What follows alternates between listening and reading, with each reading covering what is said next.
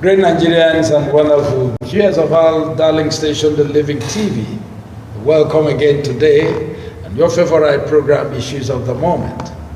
In today's Issues of the Moment, as usual, we have your analysts who you will enjoy listening to today. Please stay glued to your television and don't go away. Today we'll be looking at two contemporary issues. One, why we chose Akpabio as the Senate President. And this one is coming from the Vice President elect Shetima. And also another one is another coin to Obi's petition that will query the authenticity of President-elect's election. These two things we'll be looking at today. And from my far left today, I have Comrade Nnamdi Lekwachi. Comrade Nnamdi Lekwachi, he is a historian and also a televangelist. He's a man who loves dealing with numbers and dates. Comrade, you're welcome to the program. Thank you for having me join you, Mr. Moderator. Good day, our viewers. And after him, I have Barrister Chukwuemeka Nwogu. Barrister Chukwuemeka Nwogu, he is a legal practitioner and a security consultant. He is a public affairs analyst and a humanitarian, so to say. And Barrister, welcome to the program. Thank you, Moderator. Good day, viewers. All right, today, the Vice President of the People's APC, of the presidential elect, Bola Ahmed Tinubu, that is in the person of Shetima, has announced and said it is only one reason why they've accepted Akpabio as the Senate President. And today we'll be looking at the condition or whatever reason they have for accepting Akpabio, if it is only prevalent to Akpabio or to other senators. According to him, he said, we picked God's will, Akpabio, as Senate President because of one reason. What we are trying to avoid is a situation where the number one citizen, number two, and number three, and even number four citizen are all of the same faith. Because of this, we will validate so that we won't validate the negative narrative of Islamization of Nigerians. And what is the reason? According to him, he said, principally the reason is one, Akpabio is a Christian and also is from the South. Now the big question becomes, is Akpabio the only person, a Christian, who is contesting for this Senate presidency? And why Akpabio? Is this reason cogent enough? Let me start with you, Comrade. You see, the Vice President-elect to me is a walking internal contradiction. Yes, the position he actually released, saying because of, I think he justified the same-sex tickets when it has to do with him. Now he's telling us about Christianity. He shouldn't have said that to begin with. Honestly, he shouldn't have said that because it's assumed now that we have graduated and we are at the place where we no longer emphasize religion. That even if in the next political permutation or configuration we are to have a Senate President from maybe the Christian population, then a president, not even the batch from the Muslim population, from the Christian population as well, that Nigerians have now understood that religion is no longer the basis to judge, even though the APC constitution is enshrined on 4 cardinal points: equity, justice, transparency, and the rest of them. Now, it's unfortunate that he is saying this, but I want to say something. To me, that statement is pretentious. You understand? Yes, it's full of innuendos and what have you. The truth of the matter is that Godswill Akpabio stepped down for Bola Ahmed Tinubu during the APC presidential primaries and may have entered into full negotiation, more than we know. Telling us that you are choosing Godswill Akpabio because he is from the South is meaningless, and I will explain why. Christian. Yes, it's meaningless because the South is not a majority, because it does not comprise one ethnic group like you have in the Southeast. The Southeast is preponderantly Igbo. There is no other ethnic group in Nigeria that can say that the Southeast is their home. Even the Southeast, even the Igbo themselves cut across the Southeast. There are Igbo extractions to be seen, or Igbo groups to be seen in Delta States, in some universities and elsewhere. Those who even agree willingly and identify as Igbo. So that argument, you understand, is standing on his head. And I will explain. You see, in the scheme of things, there is this notion the APC has always maintained to exclude the Igbo. That is the exclusionary policy. We've heard President Muhammadu Buhari said 97% versus 5%. That mathematical proposition, I don't know how that works. You understand? Now again, we've seen Bola Tinubu said he will continue from where Buhari stops. And then we are also seeing it play out in the appointment of members of the transition council team so selected. There was no single member from the southeast out of the over 10 of them or so. Now we are also seeing this play out. Now you need to ask yourself, if at all we are to say the south should produce the Senate president, which south should produce the Senate president? It should have been the president. So he is speaking for himself, and I know that there are political undertones to all these things, and I'm aware that there are meetings going on in Lagos. Akpabio has been consulting, but this shows you that the APC, you understand, is a party that does not reflect the aspirations and the wishes of the Nigerian public. And I'll tell you why. It is unheard of that 6 positions in the country, you did not even recognize the North Central in the so-called zoning. I know that zoning is not even in their constitution. I have the APC constitution. There is no contemplation of zoning. Now see, the 6 positions in the country, you did not even recognize the entire middle belt. Then the Igbo would only get the 7th position. The deputy speaker chief position is the number 7 position in the country.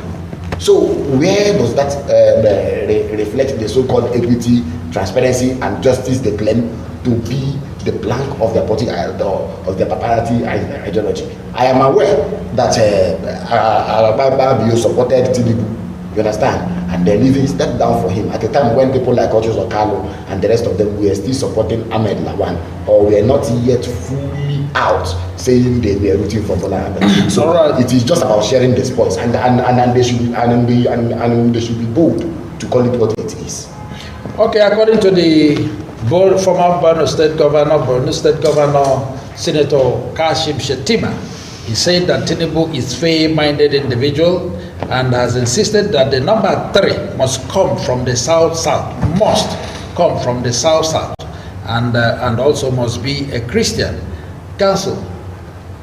Well, let me first adopt in its entirety what Comrade said, because I share very similar views regarding what Shettima has said, what the APC is doing.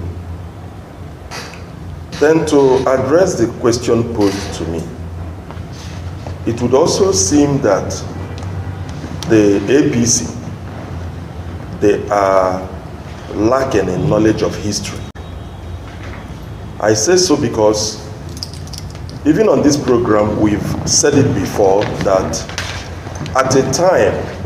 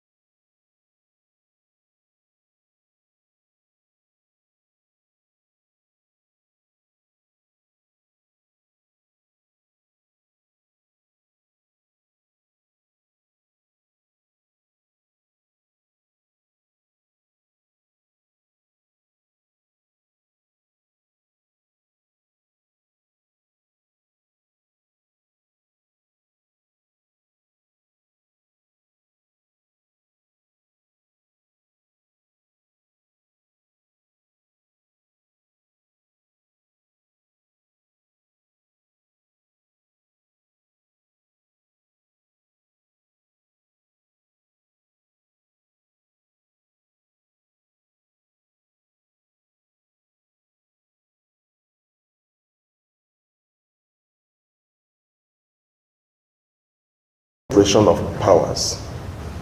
To say the person must come from here is dictatorial.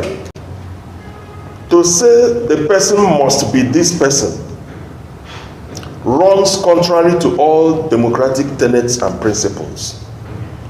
To say the person must be this person in another arm, different and distinct arm of government, is to tell the rest of us Nigerians, and indeed the members of the National Assembly, that they are all stupid. That is my humble view.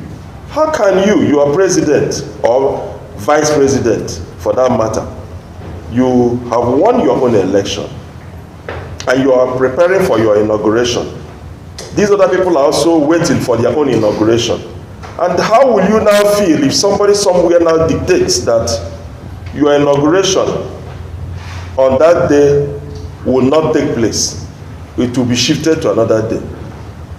When some of these our quote leaders unquote open their mouth to talk as if they are talking to their house help, it's very sad. And meanwhile they are addressing the rest of us Nigerians who supposedly voted for them. He's just telling us that, look, you people are of little consequence, you Nigerians, we can do without you. That's just all he's trying to tell us. All right, comrade, one of the points you also mentioned is that number one and number two are from a particular religious sect, and the choice of Akpabio is to give the National Assembly a blend, and even the country. And that is why they are. We don't need that. But it's too late. They can give us Muslim. Everybody can be Muslim. Everybody can be Muslim. Even the yes. Of the federation, because we're talking about three co-equal arms of government. Three co-equal arms of government here: executive, the legislature, and the judiciary. They are equal, and the council has talked about separation of powers and functions. A theory propounded by Baron de Montesquieu. It's quite unfortunate that in Nigeria, I wouldn't know for what reason, but the president will want to have a say on who becomes the Senate president and then the speaker. Remember, this was one of the things that marred the 9th Assembly under Akpabio and Dogara. I don't know if you still remember that at a point, the presidency deployed hooded men of the DSS to stop elected members from getting entrance to the Habit Chamber. National Assembly business will not hold that day. And when the vice president who was acting then removed BG, Lawal then, the head of DSS, the president came back and also reviewed or even revoked his own appointment by removing as the press called him, eminently qualified Matthew Sherifa, who was from Bayelsa. That is to tell you that the president, President Muhammadu Buhari, wants in fact, he wanted a kind of legislature he would control. And many Nigerians are given to the opinion that the 10th Assembly is a rubber stamp. And Ahmed Lawan, the Senate President, had granted an interview where he said that one of the greatest achievements of this administration, especially of the 10th Assembly, was the cordial relationship they were able to maintain with the executive. We are talking about an assembly when Nigeria had exceeded its borrowing limits. We are talking about an assembly that sat and watched and did nothing. That is, even as we speak now, considering, because they have not rejected entirely the restructuring of ways and means advances to become a 14-year plan. You understand? Even when the law is paid back. So why must this happen? And now Bola Ahmed Tinubu is trying to also play this kind of politics. The National Assembly should be left to conduct its affairs internally and independently, because it is an organ of government that even represents the president or the president-elect. Everybody in this country has a member representing their constituency. The president did not vote in Abuja. He had to go back to his constituency. He had to go back to his ward, to his polling unit, and vote. From constituency to your local government, from your local government to your ward, from your ward to your polling units. That is the units. You understand? So it's unfortunate we are here, that we are having this kind of game where Bola Tinubu is projecting someone because of the backstage politics that preceded the local and everything, that this man was one of those who stepped down for him and made an announcement on the podium. So I think it's this is a payback time. Yes, it's a payback time. It's not about religion here. If it were even possible, they would have even allowed it to go to the mosque. And Nigerians are even tired of this religious semantics. Since you guys have floated Muslim yes, tickets. we are okay now. But also remember that one day it will be Christian. One day it will be Christian. Nobody should talk. You will not see this country ablaze. You will see this country go ablaze. Or the day the president of this country will be a Christian and the National Assembly will also be led by a Christian. They will not accept. And I know what I'm saying. All right, Council. He also said that the stability of the nation was more important than any other consideration, and that they are still talking about inclusivity in Tinubu's led government. No. That is very dishonest of the vice president select to tell Nigerians. That is very dishonest. He cannot be telling us of inclusivity when of their inauguration team, not one person from the southeast. What are they including? What are they including? Why can somebody come and lie to us and then try to pat our head and tell us that you're telling us the truth, that you are sent? You cannot be telling us that. What are you including? That a major stakeholder, the third major, and in fact, in the entire Nigeria, the Igbos, the southeast is homogeneous regarding the ethnic group that occupies it. Yeah. To such an extent that we have spilled over, there are Igbos in Cross River, Igbos in Akpabio. I mean, indigenes of those states that are Igbos, in rivers, in Delta. It might shock you to know that in a place like Ondo and Kogi, the Aros have settled there. They have settlement there from time immemorial till tomorrow. They are indigenes of those states, but they are Igbos, they are Aros. So what is any human being going to tell us and expect us to believe falsehood being forced down our throats? I will not be a party to that. I will not be a party to believing falsehood, irrespective of who is dishing it out. All right, comrade, the same Senator Kashim Shettima also advised Honorable Jajuddin and Honorable Benjamin Carlo to take these their officers serious if they are sworn in, and that this is the only way that Nigerians will know that APC has come to bring Nigerians together. You see, bringing Nigerians together cannot be possible with that configuration. It cannot be possible with that permutation. That you excluded an entire geopolitical zone. You see, it's that we are always eager to condemn Abacha. But I will say something here. This geopolitical zone arrangement with which Nigeria is working is not even a constitutional provision. It's not a constitutional item. Abacha contemplated dividing Nigeria into 6 geopolitical zones. In the draft of 1995 constitution that was never put in use, or that was never practiced or used. He said Nigeria should be divided into 6 geopolitical zones. The south-south, the southeast, the southwest, the north-central, the northeast, and the northwest. And proposed, the constitution went ahead to propose that each region on rotational basis, now see, on rotational basis, will produce the president who will not exceed a tenure of 5 years. And then other regions will have a vice president each. That is 5 vice presidents, then 1 president from all the regions. That was where PDP copied their so-called zoning arrangement. Yes. But it's unfortunate that Abacha, who we even try to demonize, who we even try to paint, like, and I always say sometimes, the devil may not be as dark as painted. Abacha is better than some of the persons there. He may even be better than some of those elected. By far. Understand? By now, far. look, just see their own the definition of inclusion.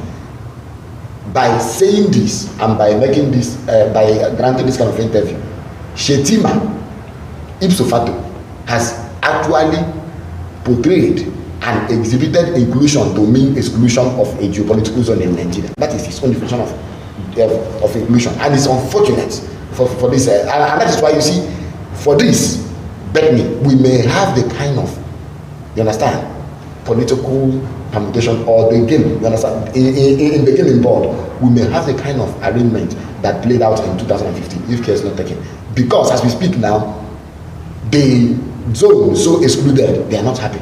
18 senators elect had actually written to the chairman of APC saying they cannot accept that zoning formula that did not include the North Central. We are talking about where people like Yahu Bugowon is coming from, T.Y. Danjuma is coming from, and these have been allies of the North. And when we're talking about a place where even people like Autumn, they are all coming from. Now, the implication is that the senators elect who are not happy with this arrangement may work with that very block. You understand? To put wonder. And it may not even go the way of Tinubu. And I pray we have, no matter what, whether it is Akpabio or whoever, that we have a robust National Assembly, the one that can debate issues, not the one that executive proposes to borrow. And without asking questions, they approve. Without even approve, without even debating as to the merits and demerits of the debt, they will approve. We want a pro-people and a pro-poor National Assembly come June 13th. All right, shortly before we go on break, Council, it is better maybe for our viewers and listeners to also know, is it constitutional for the president-elect, to determine who becomes the Senate president? Certainly not. That was, I think I made that point earlier. Yeah, sometime last week. Yeah. Even on this program today, I have made it that the members of the legislature are autonomous, they are independent, and they determine their own affairs. It is only out of usually party loyalty and respect that the party which enjoys the majority, and in most cases also enjoys the position of the president, that they try to work together and then defer to him. But history has shown that it doesn't always work out that way. There is no place in the Constitution of Nigeria suggesting, talk less of warranting this or providing for it. And come to think of it, the question has been bothering me, agitating my mind. Why are we having Shetima, who has not yet been inaugurated, even as vice president, suddenly being the person calling the shots? Yes. Why would he? Because if such a controversial issue, why would Shetima? Why would it be him? Because if you've seen the release from the APC, the press release, his name was not mentioned. They said after consultation and then reading all the reports, consulting with Tinubu, that's the National Working Committee, you understand, of the party, consulted with Bola Ahmed Tinubu, that the following propositions are therefore made. So I wouldn't know why it should be. Anyway, you see, before the elections, that was during the campaigns. Yes, he said he will be in charge of. Yes, he said so clearly that Tinubu would face the economy. So apparently, we have a selected president who will not be in charge of the country. That is what it means. All right, let me come to you, and before we go on a short break, a social commentator today announced about 3-point-something trillion that the Igbos contribute to the national economy. And then today, what they are given is just the deputy speakership, and it calls that terrible marginalization. And here, Shetima is talking about inclusivity, yes, in their government. Yes. How do you look at that? You see, it will take us back to 1970s when Sehu Shagari emerged. He talked about government of national unity. Yar'Adua later talked about it in 2007 when he also emerged. Elections have been won and lost. The only thing now is for the courts to make pronouncements. You understand what I'm saying now? To make pronouncements to that effect that this candidate or that candidate so declared and returned is no longer going by this or that fact before the court of law as evidence.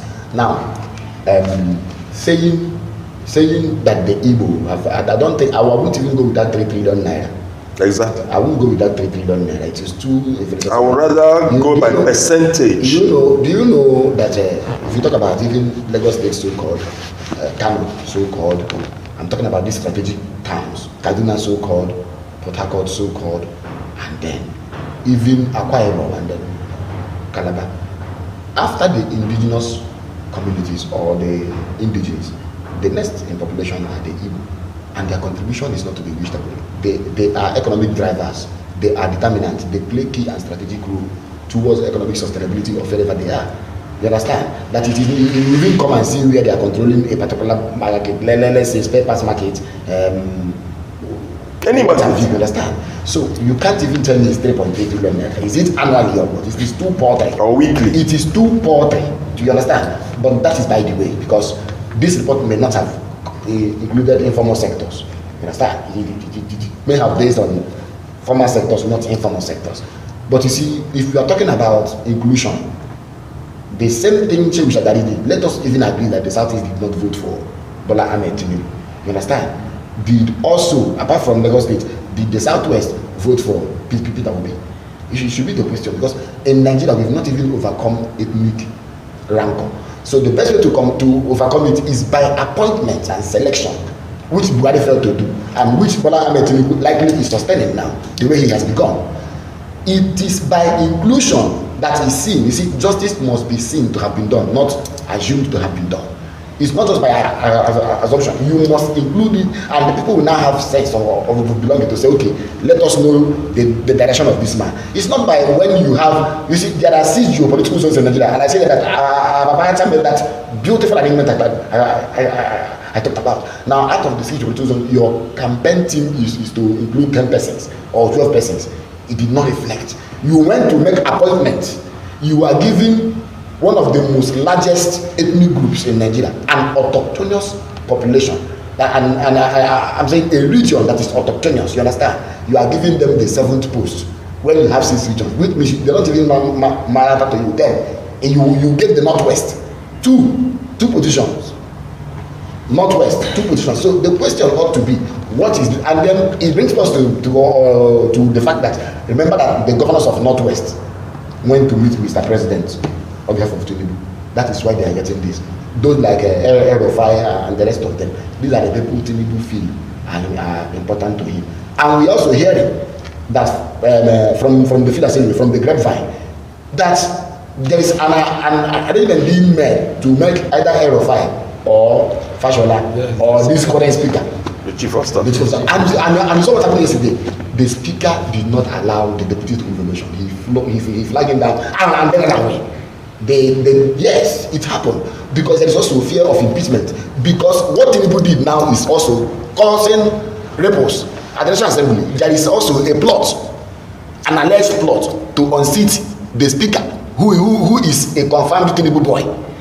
All right, yeah, Council. Yeah, before we go away from this topic, while the Southeastern National Assembly members and others who are concerned are agitating this zoning formula of the APC, the brother Benjamin Carlo has happily accepted to become the deputy speaker. And how do we marry this? Well, in all honesty, I will not blame him for accepting. The truth of the matter is that if they have zoned it to Southeast and he refuses for whatever reason to accept it, they will get another person from Southeast who will take it up. That is political arrangement. So in that regard, I do not blame him. That picture is narrow to my own mind. And to expect him to say no would be unfair to him. I would rather that we continue engaging in the holistic conversation, which is what we are doing. Looking at the larger picture at the end of the day, which, if it now pans out well, may eventually take care of him without him needing to accept or not. Such that if the zoning and the permutations are rearranged, he could now find that instead of giving the Southeast deputy speaker, we can even get speaker. In which case, his having accepted to be deputy speaker becomes of very little moment. Same also with the Senate. That is why I prefer we continue the conversation engaging on a larger scale, everything taken into consideration, because we're not just looking at him as a person. It would be unfair to him to look at him as a person only.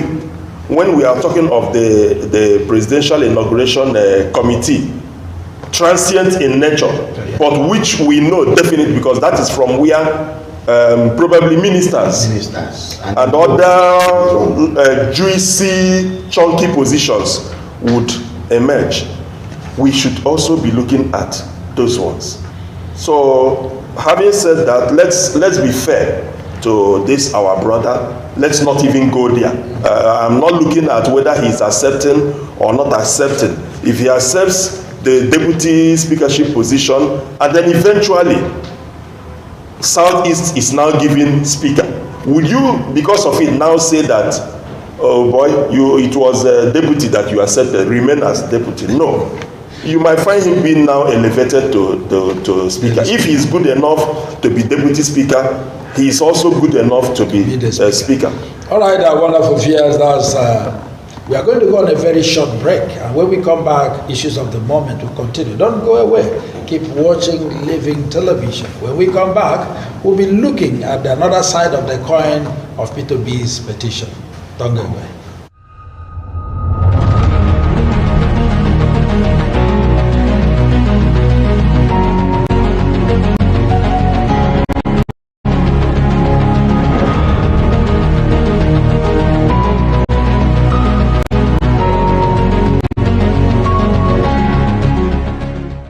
And so you can keep on watching Living TV.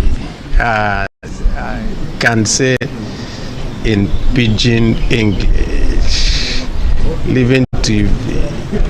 Unade Kampe. Living TV. Bringing the word first to you. First to you.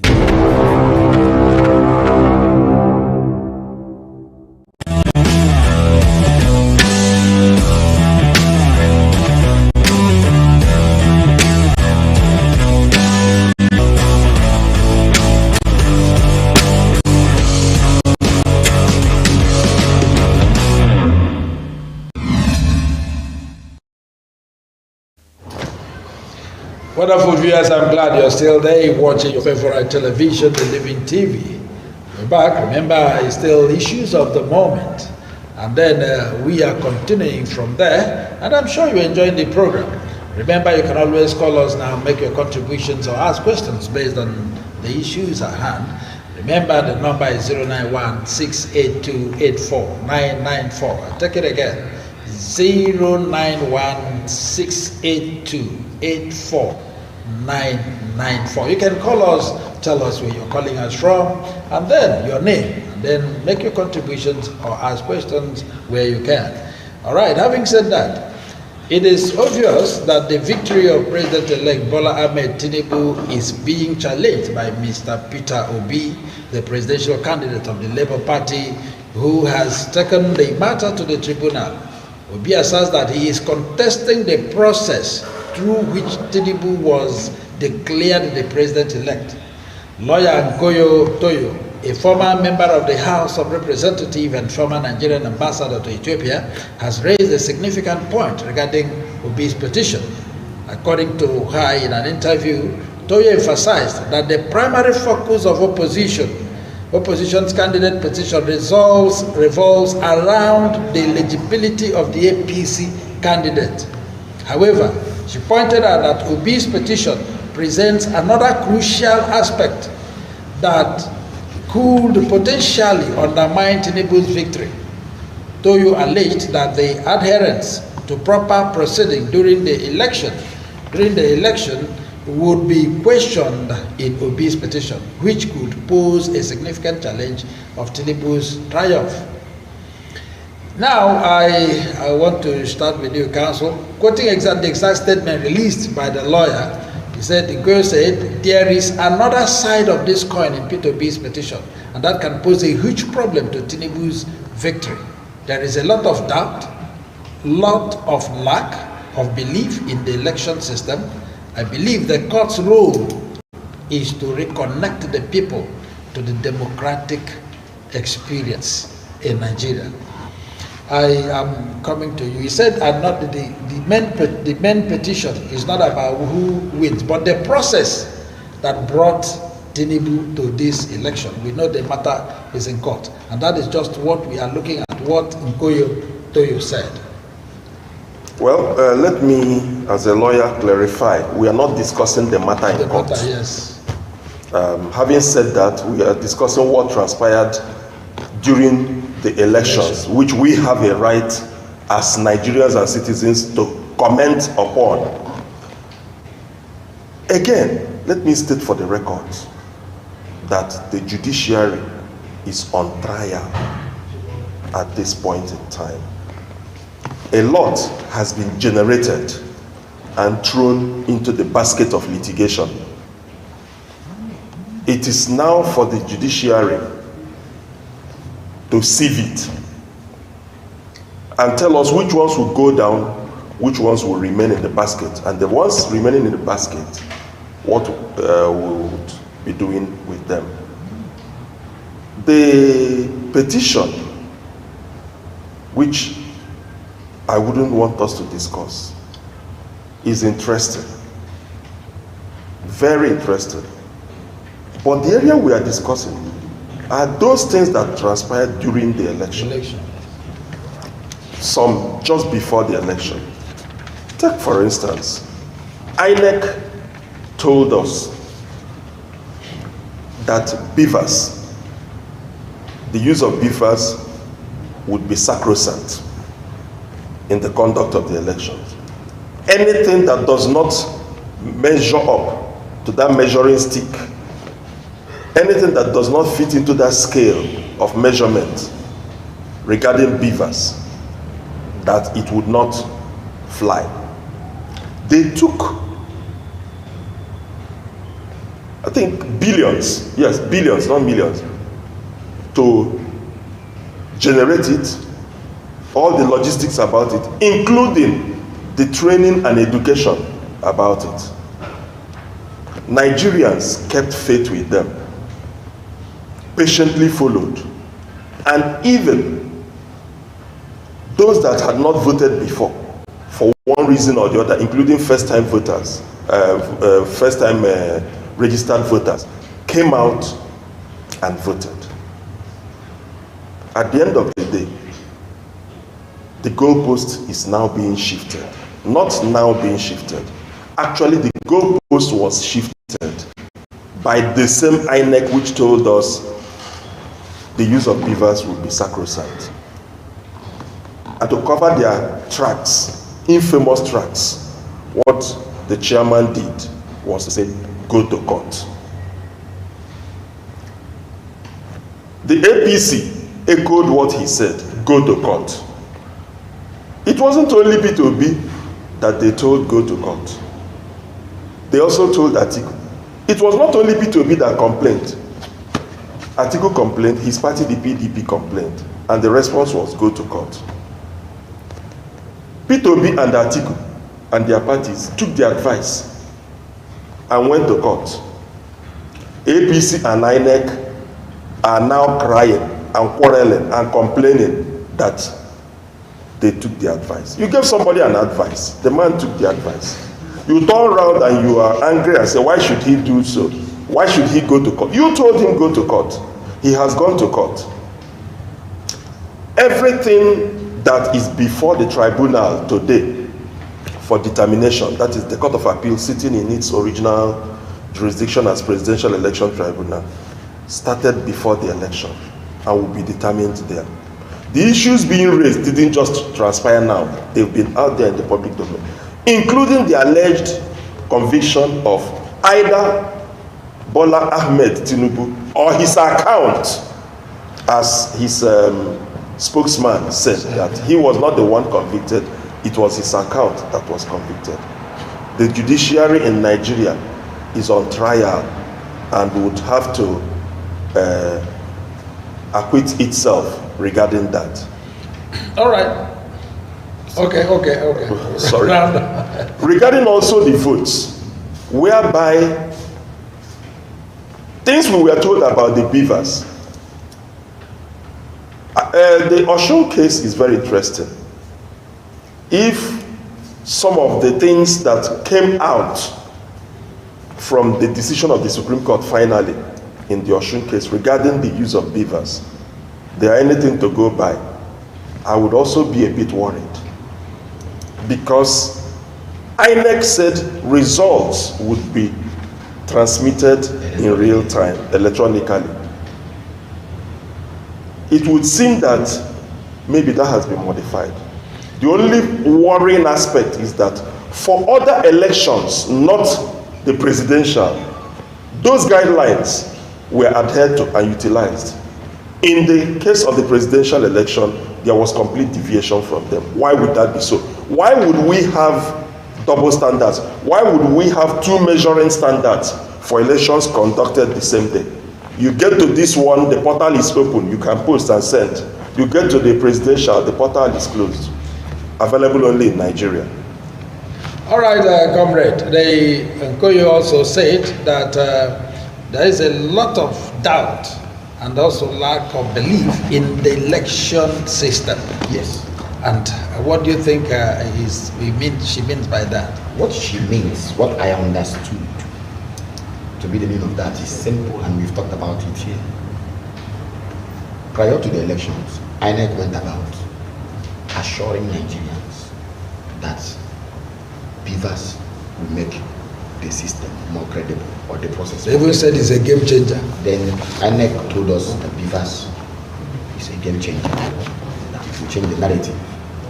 They said the era of snatching ballots, is gone. And doctoring and manipulation of results. But yet, we saw doctored results. In fact, results that were struck. The worst election in the history of mankind is this one. That were struck with pen, as in struck. You saw some of them were blood. And that as we speak now, 2 media houses had carried out investigative journalism on the said report, and they had actually come out with one conclusion. I'm talking about BBC Independent Research and then Premium Times. They said from the facts we are able to gather that Tinubu, who was the breadwinner, did not win a River State.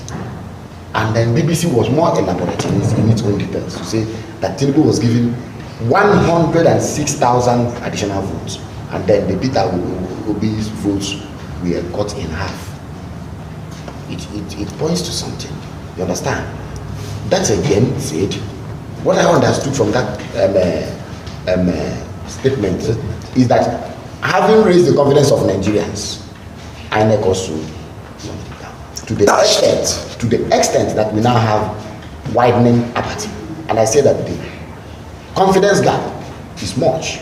And INEC has not even begun trying to do what to heal post-election. They are still in court. If you have been reading INEC prayers, you know that INEC had no, in fact, there was no remorse or whatever. Even after the chairman said that Nigeria should forgive, that there were glitches and hitches, the same INEC, if you read their own prayers and supplications before the court now, you know that, you see that we have ridiculed INEC, we've reduced INEC to a status of a political party. You know, imagine where INEC is defending. INEC is respondent in the matter where APC and Bola Tinubu are the co-respondents, and it's unfortunate. Now listen, somebody said something last week. He said that CBN governor, okay, not last week, Metawale said he issued a release, you understand, where he argued that the CBN governor must be held by the EFCC, tried, and must not even be allowed to proceed to any leave as granted by the president. That he, in fact, he impoverished Nigerians, he suffered people in the name of what? Cashless policy implementation. And I said, okay, that is fine. INEC chairman must not also be allowed to leave the of this country. He must also be tried to face the law. You understand? Even as we know that this election is also this post-election matters are also trying these matters, but the INEC themselves, in fact, the officials in INEC must explain to us how they used 305 billion naira to conduct this type of election. That's where I am interested. They must be audited, because if you're talking about transparency, you understand that when it comes to equity, must not come with dirty hands, because equity assumes that the right has been done. Now, in this matter, in this very matter now, there are twists to what is to what Tinubu is facing. The issue of the drug and the narcotics deal is there. The issue of his running mate not officially, you understand, leaving his position as a senator. Then the issue, other things, you understand. So we have never had, and that is why, if at all the Tinubu camp is not agitated, we wouldn't be having some of the things we see play out. You understand? We've had to have where even Obi and Atiku are now being victimized. We have heard the issue, we've heard about the telephone conversation that was said to be talked on allegedly. We've also, even yesterday, Obi said, he made it say that one of the persons who even accused him, in fact, met him at the court. And he explained to the person, when you say I called you, I wasn't even in Nigeria. I was in France. From there, I went to the UK. So we've seen things that have happened, and we know that, yes, even the Labour Party itself, there is this allegation that Apapa, who is disturbing everywhere, even like in court, saying that, if I'm threatening to withdraw the matter, you see, people believe that the APC had a yes. So if the party of receiving yes, if the party of money, yes. Look at his cap. I mean, Papa's cap. You see that symbol. Look, yes, unfortunately, if APC is not agitated, we won't know where will the basis of all these things be. So I think there is more coming, and we are not here to preempt the court. Okay. But then the court must know, like counsel said, they are now on trial. Okay, counsel, you help us out on this. Toyo also said that he believes that the court's role is to reconnect the people to the democratic experience. Well, in part, that may be so. I wouldn't really say that that is the role of the court. But I would prefer to sum it that the court is there to do justice according to the law. If in doing justice, the people get reconnected to the proper democratic rule, that is all well and good. Because if the court concentrates only on reconnecting the people, it will fail. That is not the role of the court. It is not the duty of the court. There are other agencies saddled with that responsibility. So I wouldn't really agree that that is the role of the court, but I will agree that that's why I said that the judiciary is on trial. When justice is served, that is holistic. When justice is done according to the law, that is holistic. You will find the people, because those laws that we are made for a purpose. We are made for proper conduct of the democratic process. And so, if the court insists that they ought to be followed and then implements them, you would find the people connecting. Whereby there is a deviation and the court equally deviates, God forbid, then we are now having maybe resort to anarchy, which is a state of lawlessness. Those laws are there, including the guidelines, the manual, whatever regulations. They are all put in place. Yes, I agree that some are stronger than others. You have the Constitution at the apex. You cannot compare the strength and quality of the Constitution with the Electoral Act. The Constitution is up, the Electoral Act follows. Then the Electoral Act itself is higher than the INEC guidelines and the manuals they issued, all tailored towards regulating the proper conduct of election. They ought to be followed. All right, finally, I come to you, comrade. Did the Electoral Commission follow the procedure? They did not follow the procedure. It is as clear as daylight. that the INEC itself, for the purpose of election, shortchanged Nigerians. Yes, for the purpose of election, there are 3 sources of laws that guide elections. Council has mentioned. There is the Constitution, which is the grounding. But the Constitution only said Nigeria shall be a multi-party system. You understand? It did not say 3 or 4 multi-party system. Now, there is also the Electoral Act, which says Nigeria shall be a multi-party state or shall operate in a multi-party system. It did not also state how and how many, you understand? But there is also the guideline.